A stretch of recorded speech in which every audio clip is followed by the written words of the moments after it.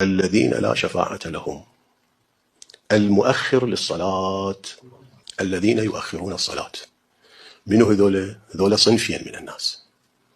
الذي يسوف في أداء صلاته، يقول لسه خل أخلص مرحلة شبابي بعدين أصلي، فإني أتوب إلى الرحمن من سنتين.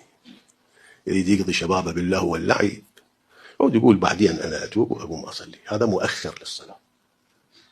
القسم الثاني الذي يحين عنده وقت الصلاة ويؤخر أداء الصلاة من غير عذر مقبول، يتهاون في أداء صلاته. رواية عن الإمام الصادق عليه السلام قال: قال رسول الله صلى الله عليه وآله: لا ينال شفاعتي غدا من أخر الصلاة المفروضة بعد وقتها. بعضهم يقول عندي عمل، عندي شغل، عندي كذا، حتى ينقضي وقت الصلاة وجنابه يريد يرجع البيت يستوى يصلي عن عمله ما مستعد في 10 دقائق، يترك يروح لربه، لدنياه يقدمها على أمر ربه. هذا يا شفاعة الشملات. الصنف الثالث المستخف بالصلاة، مو مؤخر الصلاة، يمكن يصلي بوقتها ولكن مستخف بها.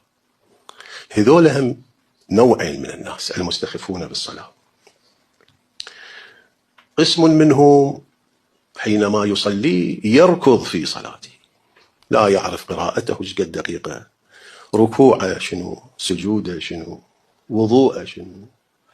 هذا اللي رأى النبي صلى الله عليه وآله أحدهم يضع جبينه على التراب للسجود ويقوم، ما يكمل حتى التسبيحة مالته وقام، قال: نقر كنقر الغراب. وركوعه غير تام، قيامه من الركوع منحني بعد ما مستقيم، لأن هاي الاستقامة واجبة بعد الركوع. بعد ما مكمل الاستقامة راح إلى السجود، بعد ما وضع جبهته قعد، يركض في صلاته. هذا متهاون مستخف. القسم الثاني الذي يجحد الصلاة، يقول صلاة ماكو أصلا، معاند فيها. هذا هم صنف.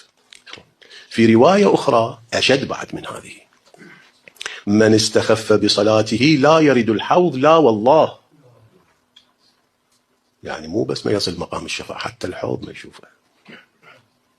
هاي الرواية في الكافي. الاستخفاف من الخفة بالصلاة، يتخذها خفيفة.